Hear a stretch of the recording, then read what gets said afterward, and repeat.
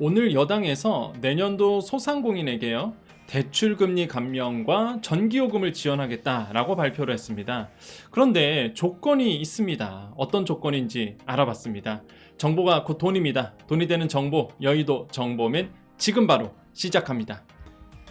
자, 확실히 연말은 연말입니다. 뭐 내년도 계획, 내년도 지원 어떻게 하겠다 막 나오고 있는데요. 일단 여당에서 먼저 그 내년 소상공인에게 대출금리 감면 전기요금 하겠다, 지원하겠다 얘기했습니다.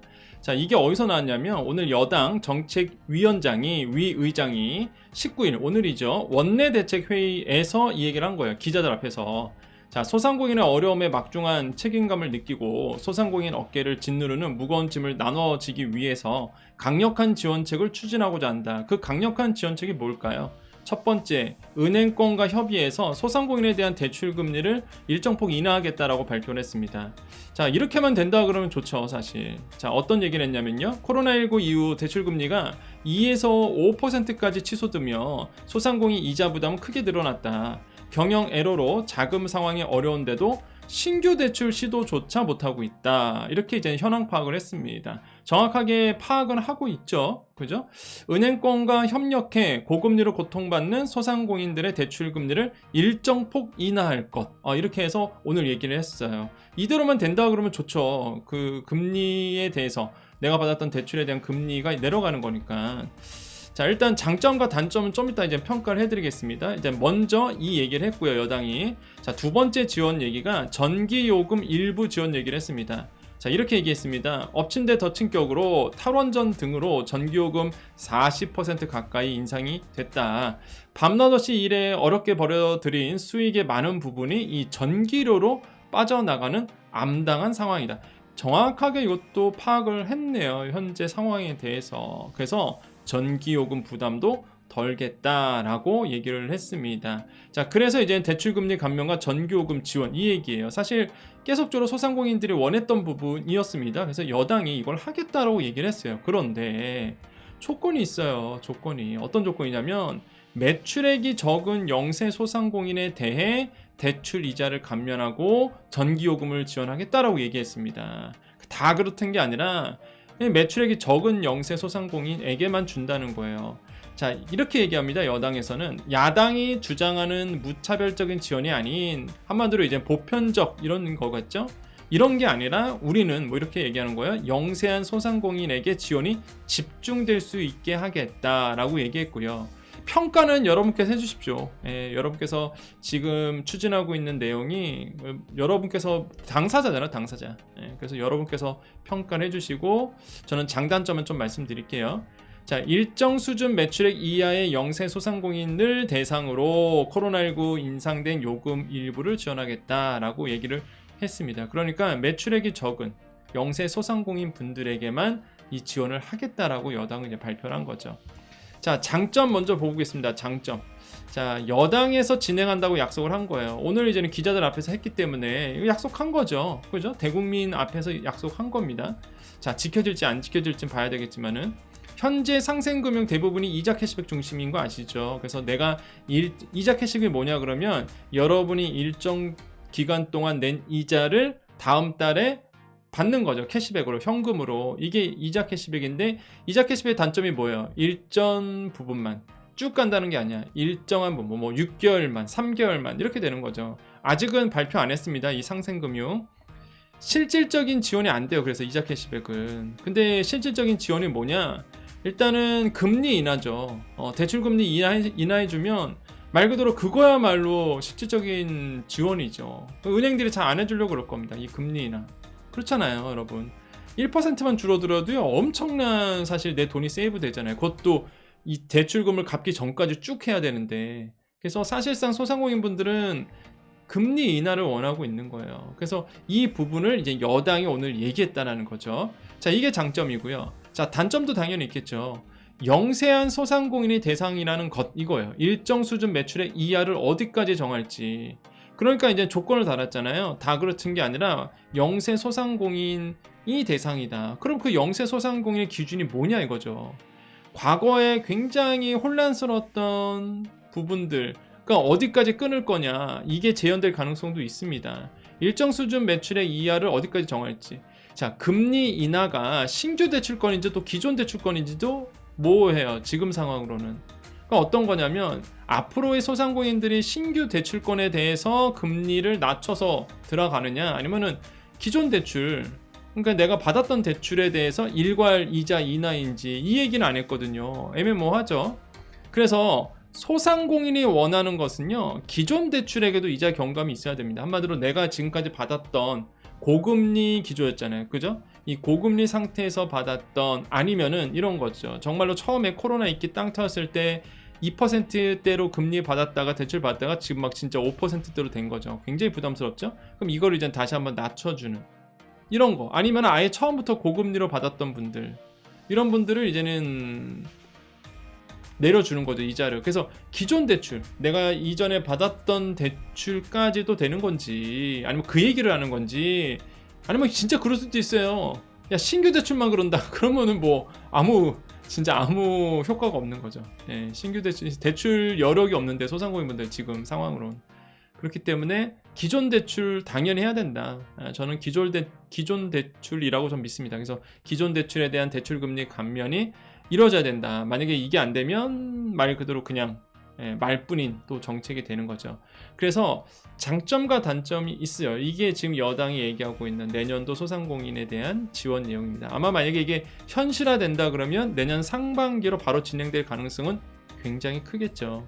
그리고 작년에도 그랬어요. 작년에도 12월 달에 지원 정책들 많이 나오고요. 바로 1월부터 진행된 케이스가 되게 많았거든요. 그러니까 지금 잘 어떤 정책들이 나오는지, 내년도에 어떻게 흘러가고 있는지를 잘 지금 12월 달에 보셔야 됩니다. 그래서 제가 계속적으로 이제 말씀드리고 있는 거죠. 그래서 최근에 나왔던 게 뭐죠? 그저께 말씀드렸던 거, 그죠? 금강원에서 발표했던 것들, 국민주택 채권에 대한 환급 부분, 그거 굉장히 이슈가 많았고요. 그다음에 KB국민은행, 이 상생금융에서 KB그룹이, 금융그룹이 여러분께 정말로 대출 받았던 분들께 말 그대로 30만 원씩 돌려주잖아요. 그거 괜찮죠. 그래서 상생금융 방안, 그러니까 계속 12월 달에 나오고 있는 겁니다. 그죠? 나오고 있어요. 그래서 이런 부분에 대해서 여러분 잘 모니터링 하셔야 됩니다. 그래서 제가 계속 알려드린 정보는요, 잘 소화하셨다가 들으셨다가 내년도 이렇게 진행하겠구나, 그래서 나는 딱 대기를 하고 있어야 되겠죠. 그래서 그런 분들은 이제는 정말로 지원 또 많이 받았잖아요. 그래서 계속적으로 여러분 모니터링 해주셔야 되겠다, 꼭 들으셔야 되겠다라고 말씀을 드립니다. 자, 누군가에게 기쁨이 된다는 게, 누군가에게 도움이 된다는 게 저한테는 참 기쁨입니다. 어떤 얘기냐면, 지금 그제 또 말씀드렸던 국민주택 채권에 대해서 여러분 제가 말씀드렸죠. 이렇게 해보세요. 이렇게 하셔야 됩니다.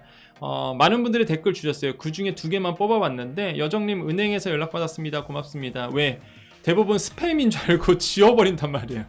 그래서 제가 미리 알려드렸기 때문에 그걸 잘 보고 이제 은행에서 연락을 잘 받으셨고, 그게 뭔지 이제 안 거죠. 자, 저는 신협에서 문자 왔어요. 오늘 방문해 보려고요. 교수님 방송 보고 문자 보는 순간 이거 그렇죠, 금방 알아봤지요. 항상 빠른 정보 감사합니다. 이렇게 하셨습니다. 그렇죠. 제가 누군가에게 도움이 된다는 거, 제가 대표적인 거 그냥 딱 지금 방송하기 전에 캡처해서 온 거지, 정말로 제가 실시간 이렇게 댓글 보면서 여러분께 말씀드리고 있잖아요. 그 댓글에 정말로 이런 댓글 많이 주셨습니다. 그래서 미리 알았고, 그래서 이런 문자 왔을 때 스팸 처리 안 하고, 내가 실제 이거에 대해서 은행한테 문의도 해보고 지원을 돼서 대상자로 확인받았다, 이런 댓글 되게 많거든요. 그래서 여러분 유튜브 댓글 가셔갖고요, 남들은 어떻게 했는지, 남들은 어떤 상황인지를 보세요. 그게 우리 여정 채널의 장점 아닙니까? 여러분과 똑같은 환경에서 똑같은 고민을 하고 있는 분들이 모여 있는 거, 여러분이 궁금했던 것들의 솔루션이 있는 채널이 바로 여정 채널이죠. 그래서 여러분 많은 분들이, 여정 가족님들이 달았던 댓글도 많이 보시면 좋습니다. 자, 그래서 이런 어떤 말씀도 해주셨어요. 자, 하나만 더 안내 말씀드립니다. 여러분, 시니어 천사 이제는 제가 만들었죠. 시니어 천사, 이거는 제가 이렇게 많은 분들께 소상공인 자영업자 분들에게 도움을 주듯이, 우리 시니어 분들 앞으로 장기 과제로 이제 시니어 분들에게 정말로 옳은 정보, 좋은 정보를 드리기 위해서 시니어 천사 채널을 만들었습니다. 그래서 벌써 어제 영상 하나밖에 안 올렸는데 많은 분들이 또 73명이나 구독을 해주셨어요. 그래서 지금 이 방송 보시는 분들, 시니어가 아니더라도 여러분 부모님을 위해서 시니어 천사 구독해 주시고, 앞으로 시니어 정보 계속 올라갈 겁니다. 아시죠? 스타일, 쓸데없는 정보 안 올리고요. 정말로 돈이 되고 필요한 정보만 올려드리니까요.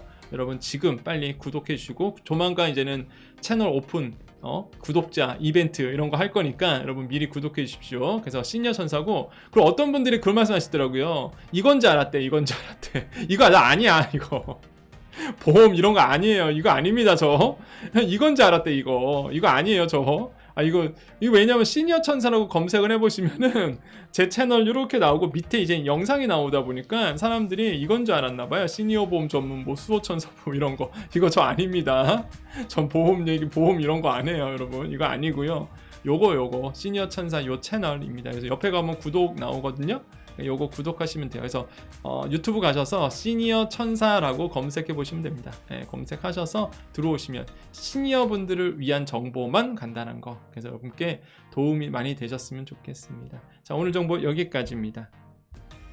네, 여의도 정보맨은요, 빠르고 정확한 정보를 드리고 있습니다. 경제적 자유를 위한 경제 공부 스터디이고요. 저는 경제평론가로서 이제 경제 이야기를 하고 있죠. 그래서 우리 소상공인 자영업자분들의 경제 비서로서 여러분께 답답했던 부분들, 필요했던 부분들을 여러분과 같이 소통하면서 풀어드리고 있습니다. 자, 우리 여정가족님들 인사하면서 오늘 방송 마무리 지을게요. 자, 오늘 12월 19일 화요일입니다. 원래 사실 오늘 익산 소상공인 내용을 하려고 했었는데요. 일단 이거 지금 여당이 먼저 이 부분에 대해서 오늘 발표를 해서 이제 여당이 내년도에 어떻게 지원하겠다, 그 부분, 그 틀을 얘기했기 때문에 일단 먼저 알려드렸고요. 제가 큰 이슈 없는 한 또 그 익산에서 있었던 소상공인 얘기를 꼭 할 겁니다. 그래서 내일이 됐던 내일 모레가 됐던 간에 꼭 한번 할 거니까요. 여러분 여러분의 동료들이고요. 그다음에 우리잖아요. 우리 이 소상공인이 현재 모습을 잘 보여주고 있거든요. 그래서 그 부분을 꼭 공론장 역할로서 목소리를 높이려고 하고 있습니다. 자, 오늘 인사드립니다, 여러분. 오늘도 활기찬 하루 되셨나요? 오늘 화요일이었고 저도 오늘 계속 방송하고 생방송 들어가고 그 문자가 많이 와요. 그래서 뭐 이렇게 막 저랑 이제는 질문도 하고 막 그러시거든요. 근데 제가 생방송일 때는 잘 문자나 전화를 못 받습니다. 그래서 그건 이해해 주시고, 댓글도 바로 달아드리고 싶은데 그 생방 들어가면 힘들거든요. 사실 생방 들어가기 전에는 방송 리딩하느라고, 그리고 나오면은 또 이동해야 되니까, 그래서 그건 좀 이해 부탁드리고, 경제 비서입니다. 그래서 여러분께서 궁금했던 것들 이제 말씀드리고 있어요. 한 가지 사례로 좀 말씀드리면은 이런 분들 있죠. 그 국민주택채권 그거 대상자 아니신 분들 있어요. 그러니까 사업자용으로 대출 안 받으신 거죠. 그냥 내 개인적 용도로 이제 주택담보대출 받으신 자영업자 있는데, 그런 분들 실망할 필요가 없는 게, 본인들이 이제는 1주택자고 그 다음에 주담대를 받았다 하신 경우에는 자영업자 건강보험료를 세이브할 수 있습니다. 그 과거에 제가 한번 알려드렸었는데 크게 도움이 됐거든요, 많은 분들에게. 그래서 근데 아직도 모르는 분도 있어요. 왜냐면 재산가액에서 내가 대출받았던 부분, 그 부채만큼은 빼주거든요, 이제는. 그래서 이제는 정산이 다시 되는 부분이 있거든요. 그래서 아마 여러분 11월 달 돼서 그 건강보험료가 낮아지신 분도 계실 거고요, 높아지신 분도 계실 겁니다. 그래서 대부분은 제가 봤을 때는 뭐 낮아지신 분들이 좀 있을 거예요. 왜냐하면 그 수입 금액이 줄어들었기 때문에. 그래서 만약에 내가 주담대가 있으신 분들은 그거 가지고 또 활용할 수 있어요. 내가 부채 빼달라 그러면서 건강보험료를 줄일 수 있거든요. 그러니까 이런 거를 여러분께 이제 곁에서 이제는 경제 비서의 역할을 해주는 거죠. 그게 여정 채널의 장점 아닙니까? 그래서 여러분의 현실적인 고민, 여러분이 돈 잘 벌 수 있도록, 장사 잘 할 수 있도록 도와드리는 채널이 바로 여정 채널이다. 그래서 항상 여러분과 늘 함께 하도록 하겠습니다. 자, 오늘도 힘내볼까요? 자, 오늘도 내일도 우리에게 좋은 일이 일어납니다. 오늘도 내일도 우리에게 좋은 일이 일어납니다. 오늘도 내일도 우리에게 좋은 일이 일어납니다. 여러분 더 힘을 뭉쳐야 됩니다. 소급 적용 얘기 계속 해야 되거든요. 그렇기 때문에 여러분 계속적으로 이 채널을 통해서 많이 봐주시고 뭉쳐주셔야 되겠습니다. 자, 마지막으로 다시 한번 인사드립니다. 자, 오늘도 내일도 우리에게 좋은 일이 일어납니다. 여기까지 여의도 정보맨 여정이었습니다. 감사합니다.